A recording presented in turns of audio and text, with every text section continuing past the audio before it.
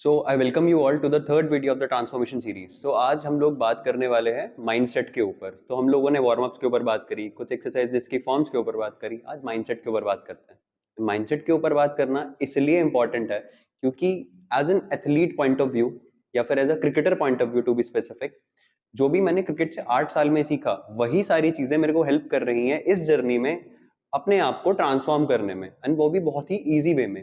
अभी खुद को ट्रांसफॉर्म करने में जो सबसे हार्ड चीज आती है वो रहता है कि आप चीजों को डिसिप्लिन वे में फॉलो नहीं कर पाते हो। 4 दिन फॉलो करके आप 5वें दिन दोबारा से रिलैप्स कर जाते हो। क्या होता है वो? रीजन ये है कि अभी आप देखो कि डिसिप्लिन ना ऐसी चीज है कि आपको मेंटेन करना पड़ेगा। धीरे धीरे आप डिसिप्लिन को मेंटेन करते हुए सीखोगे कि आपने 1 दिन काम किया, 2 दिन काम किया, 3 दिन काम किया, चौथे दिन आपने रिलैप्स किया। अभी कुछ लोग का क्या रहता है कि ये जैसे ही ये साइकिल 2 से 3 बार रिपीट होती है कि जैसे ही वो 2 से 3 बार फेल होते हैं वो सब चीजें छोड़ देते हैं। बट इस तरीके से चीजें काम नहीं करती है। अभी क्रिकेट ने मेरे को क्या सिखाया कि मैं महीनों तक प्रैक्टिस कर रहा हूँ, एंड फिर भी अभी विराट कोहली का एग्जांपल लेकर के देखते हैं। विराट कोहली लास्ट के 20 ईयर्स से क्रिकेट खेल रहा है, इसके बावजूद ऐसे भी डेज आते हैं कि विराट कोहली 0 पे आउट हो जाते हैं या फिर उससे 50 भी कंप्लीट नहीं कर पाता है। अगर उस लेवल पे, उस लेवल की प्रैक्टिस पे, उस लेवल की मसल मेमोरी पे भी लोग रिलैप्स कर सकते हैं या फिर फेलियर कर सकते हैं, फेल कर सकते हैं, तो व्हाट अबाउट अस? हम लोग को फेल होना तो बहुत आसान सी चीज है। इट्स अबाउट दैट कि हम अपने आप को किस तरीके से वहां से आगे लेकर के जाते हैं। अभी मेरा भी यही है कि जब मैं प्रैक्टिस कर रहा था, प्रैक्टिस करते हुए मेरी cover drive and non drive example के तौर पे वीक थी, तो मैं उसको प्रैक्टिस करते चला गया, करते चला गया। मैचेस में मेरे उस शॉट पे रन नहीं बन रहे थे, बट जैसे ही मेरी मसल मेमोरी उस शॉट की बनी तो एक दिन ऐसा आया कि मैचेस में वो बॉल आई एंड डायरेक्टली मैंने वो पैर निकाल करके शॉट खेल दिया। तो इसका मतलब ये था कि कंटिन्यूस फेलियर्स के बावजूद मैंने अपनी प्रैक्टिस को कंटिन्यू रखा, जिसकी वजह से मैं वो चीज आगे परफॉर्म कर पाया मैचेस में। तो यही चीज आपके न्यूट्रिशन और ट्रेनिंग में भी अप्लाई होती है। ठीक है, पहले दिन आपका अच्छा ट्रेनिंग नहीं जाएगा, जब आप किसी भी चीज के लिए कंसिस्टेंटली एफर्ट मारते हो तो उस चीज को होना निश्चिंत है। That's it.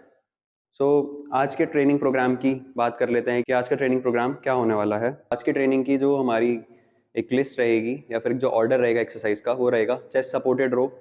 उसके बाद हमारी बारबेल रोइंग रहेगी, जो कि मैं सिर्फ स्केल के लिए प्रैक्टिस कर रहा हूँ। अभी ये चीज डिफरेंट है कि हाँ, barbell row is a good exercise और अ बैड एक्सरसाइज, ये चीज डिबेटेबल है, बट मुझे वो चीज करना पसंद है, इसीलिए मैंने अपने प्रोग्राम में उसको एज अ स्किल इनकॉर्पोरेट किया है। That's it. तीसरी चीज है dumbbell flat flat dumbbell press. चौथी चीज लाइंग लेग कर्ल्स। पांचवी एक्सरसाइज है हमारी single arm rear dealt fly. उसके बाद elbow supported bicep curls, neck flexion extension, decline reverse crunches. That's it.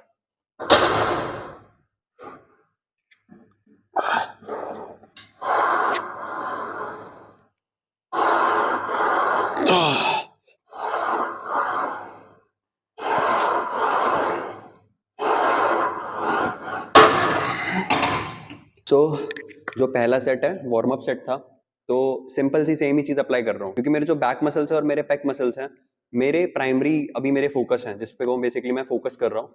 तो अभी मैं करूंगा क्या कि बैक की मैंने पहली मूवमेंट ली, अभी इसका वार्म अप क्या लिया है, 5 रेप निकाले मैंने अपने 50% एफर्ट पे, 75% पे मैं निकालूंगा अराउंड अपने 3 wraps.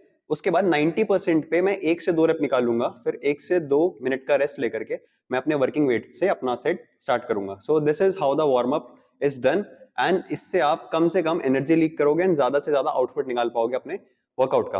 That's it.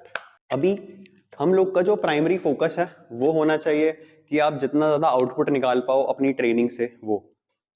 It's not just right कि बस आप वार्म अप में ही सारी एनर्जी वेस्ट कर दो एंड अपने वर्किंग वेट पे ज्यादा एफर्ट ना डाल पाओ। दैट्स इट यार, एंजॉय करो, वर्कआउट है, ट्रांसफॉर्मेशन सीरीज है, ठीक है, ट्रांसफॉर्म करना है, बट हमने ये भी डिसाइड किया था कि ट्रांसफॉर्मेशन सिर्फ फिजिक्स से नहीं माइंडसेट से भी होगा। अभी मेरे ब्लड रिपोर्ट्स भी आ गए हैं, मोस्टली सारे ब्लड रिपोर्ट्स ठीक ही आए हैं। सो आफ्टर 6 मंथ्स मैं आपको ये भी दिखाऊंगा कि मैंने मे बी आफ्टर 3 मंथ्स में एक ब्लड रिपोर्ट और कराऊंगा, एंड आफ्टर 6 मंथ्स मैं आपको एक और ब्लड रिपोर्ट करा के दिखाऊंगा comparing to my current condition की मैंने क्या चीज इंप्रूव करी है। उसके लिए भी रेडी रहना। That's it. It will be like कि फिजिकली हमने इंप्रूव किया, मेंटली हमने इंप्रूव किया, एंड इंटरनली भी हमने आपको इंप्रूव किया। That's it.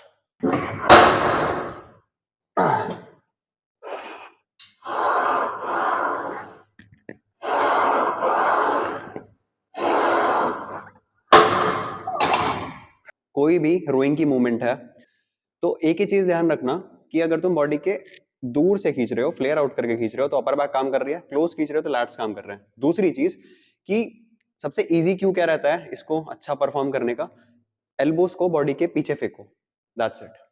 एल्बोस को बॉडी के पीछे फेंको, काम हो जाएगा। एक और चीज क्या कर सकते हो कि जो तुम्हारी लोअर आर्म है ये इसके साथ अलाइन कर दो, जिससे कि अननेसेसरी लोड तुम्हारे रिस्ट पे ना आए। और अलाइनमेंट बेसिकली ऐसी रखनी है कि इसकी जो लाइन है, जिस लाइन में ये चल रहा है इसी लाइन में तुम्हारे एल्बोज भी चले, दैट्स इट।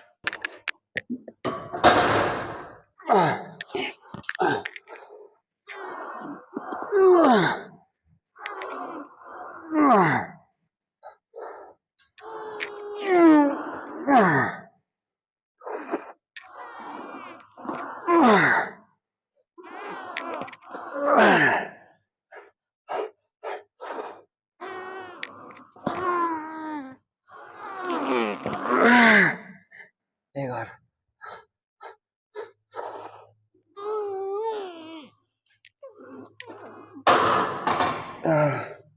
इंटेंसिटी के बारे में बात करते हैं। इंटेंसिटी वर्कआउट की मुझे high intensity low volume workout अभी करंटली पसंद है, बट मैंने high volume and low intensity workout भी परफॉर्म किया हुआ है। जो एक्सरसाइजेज मेरे को अच्छे से आती हैं, आई ट्रेन बिटवीन 6 to 8 वाला रेप रेंज। एंड जो एक्सरसाइज मैं सीख रहा हूँ, फॉर एग्जाम्पल कोई भी नई एक्सरसाइज या नई मूवमेंट टू बी स्पेसिफिक मैं सीख रहा हूँ, जैसे बारबेल रोइंग, तो आई गो समवेयर बिटवीन 8 to 12। वो चीज़ है। एंड आपको हमेशा ट्राई करना है कि आप क्लोज टू फेलियर ट्रेन करो। And close to failure train करने का मेरा मतलब है 1 to 2 RIR में।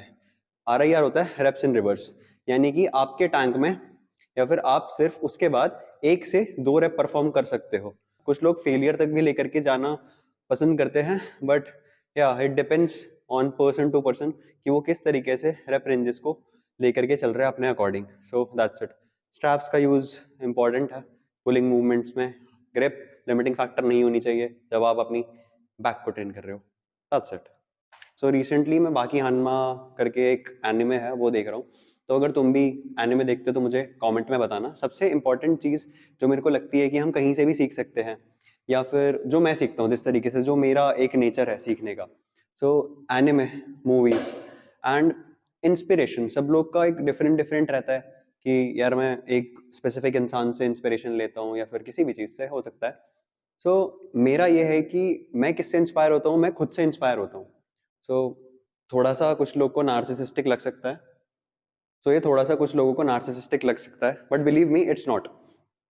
अब देखो ना कि आप जो भी आज से 4 महीने पहले या फिर 2 साल पहले थे, क्या आप आज भी वहीं पे हो? नहीं। जो भी आपकी लाइफ में प्रॉब्लम्स आए, आपने उनको टैकल किया और आज आप उससे बेटर इंसान हो। तो आपका जो भी लेवल एक अटका हुआ था एक प्रॉब्लम की वजह से, आपने वहां से खुद को अपग्रेड कर लिया, यानी कि that's a upgrade of your old personality to a newer personality. अगर आप खुद से ही अपने आप को इंस्पायर करो कि यार मैंने खुद को ही इंप्रूव कर लिया, that can be a very good thing. दूसरी चीज, ह्यूमंस, अगर हम ह्यूमंस का देखें यार, तो humans tend to make mistakes. तो जिस इंसान से आप इंस्पायर हो रहे हो, ठीक है, अभी के कंडीशन में वो बहुत अच्छा इंसान है, या फिर वो एक, ये मान लो कि उसने कोई भी गलती नहीं करी है, but what are the chances कि वो फ्यूचर में भी ना करे? Humans are capable of making mistakes. या अगर आप खुद से इंस्पायर होगे तो आपकी गलती ना, तो वो चीज़ है। I know it's a fitness channel, but मैंने बोला था स्टार्टिंग में माइंडसेट पे भी काम करूंगा। सो या दैट्स इट। ऐसी कुछ कुछ चीज़ें मैं बताता रहूंगा जो कि मेरे को लगता है कि हाँ, जो कि मुझे शेयर करनी चाहिए, दैट्स इट। तो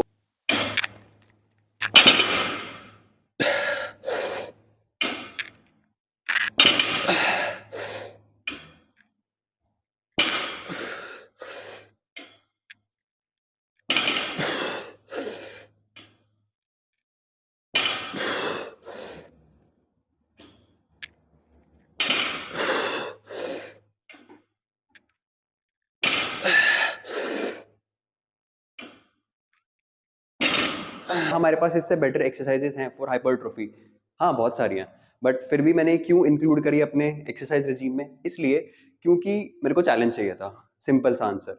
क्योंकि like I am not able to play cricket right now. Cricket में क्या था ना, जब भी मैं बैटिंग करने जा रहा हूँ तो new pitch, new ground, new bowlers, new condition, कभी जो स्विंग कंडीशन है, कभी सीमिंग कंडीशन है, कभी स्पिन ट्रैक है, तो हर बार एक न्यू चैलेंज मिलता था। But right now I am not able to play my sport, so उसको कंपनसेट करने के लिए मैंने ऐसी एक्सरसाइजेज जैसे कि आपका डेड लिफ्ट्स, बारबेल रोज, बेंच प्रेस, क्योंकि इन सब एक्सरसाइजेज में बहुत ज़्यादा स्किल लगती है, तो चैलेंजेस हैं, challenge and I like challenges, that's why मैंने सारी इंक्लूड करी है एक्सरसाइजेस। अगर तुमको सिर्फ हाइपरट्रोफिक बेनिफिट्स चाहिए, don't include these exercises, they are very much safer and stable exercises जो कि ऑलरेडी अवेलेबल हैं, तो उनको प्रैक्टिस करो, दैट्स इट। चैलेंज चाहिए, यू आर वेलकम।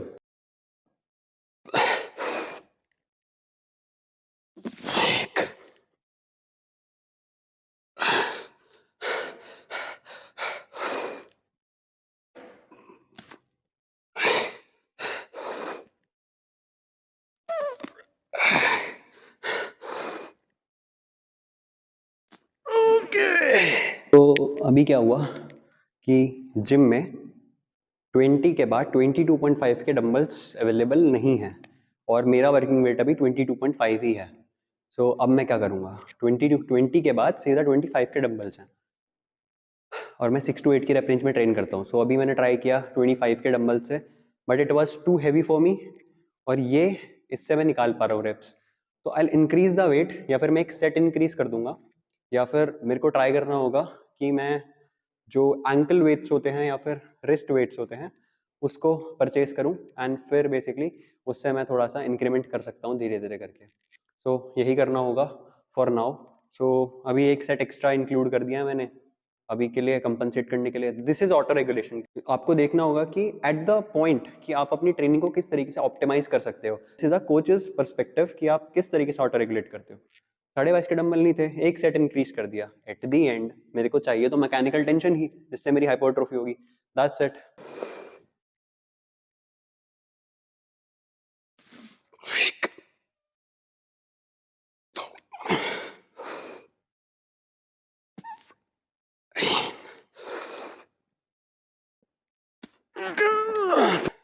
तीसरा सेट था ये।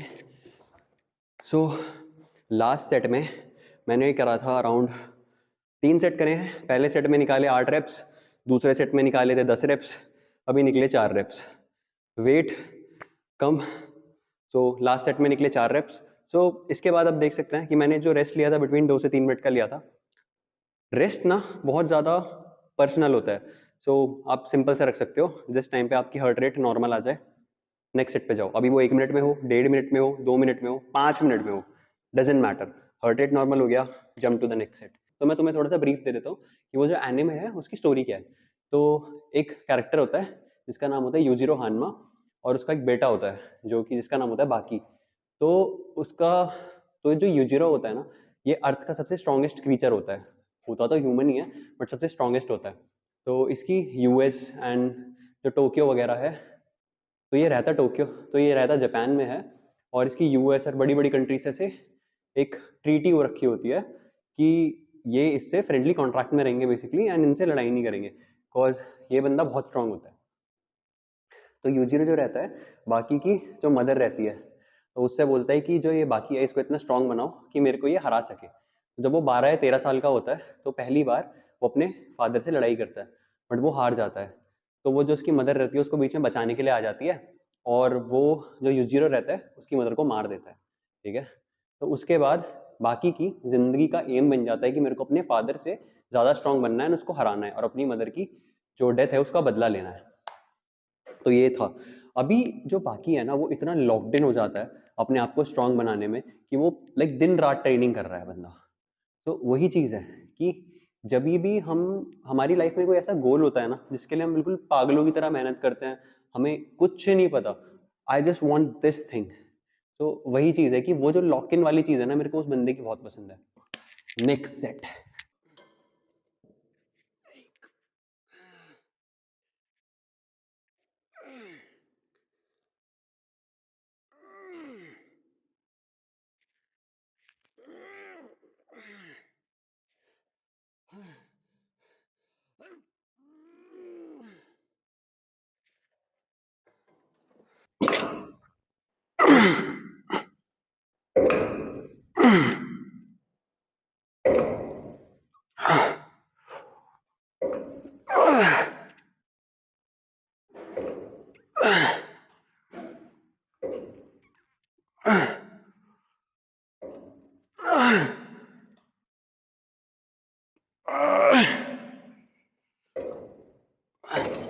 सो एक perfect face away cable curl की टेक्निक क्या होती है, देखो।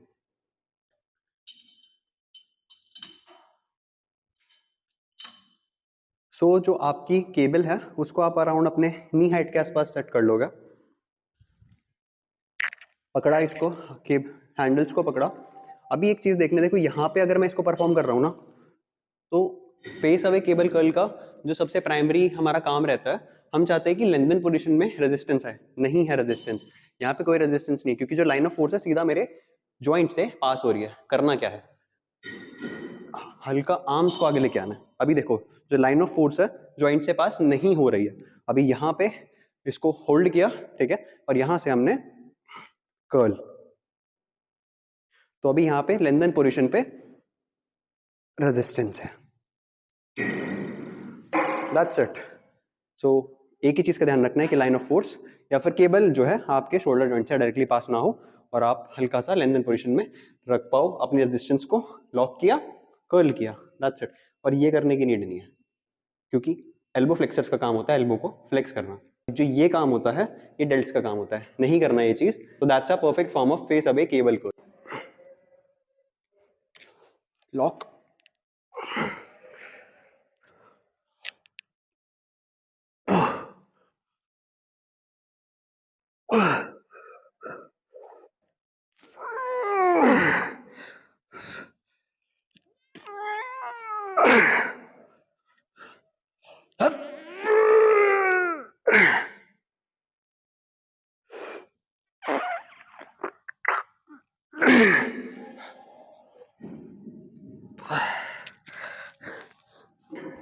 दो एक्सरसाइजेज और हैं जो कि मैंने अपने ट्रेनिंग रेजीम में ऐड की हुई है, जो हमारी लास्ट एक्सरसाइज है। नेक को ट्रेन करना बहुत इंपॉर्टेंट है। तो जो आपकी नेक मसल होती है जिसको हम बोलते हैं स्टेर्नोक्लेडोमेस्टॉइड, ये बहुत एक अच्छा लुक क्रिएट करने में हेल्प करती है। तो नेक मसल्स को भी ट्रेन किया करो वीक में 2 से 3 बार। This is one of the muscles जिसके लिए मैं बोलूंगा कि low weight and high repetitions आप परफॉर्म करो, बट वो भी कंट्रोल्ड। That's it.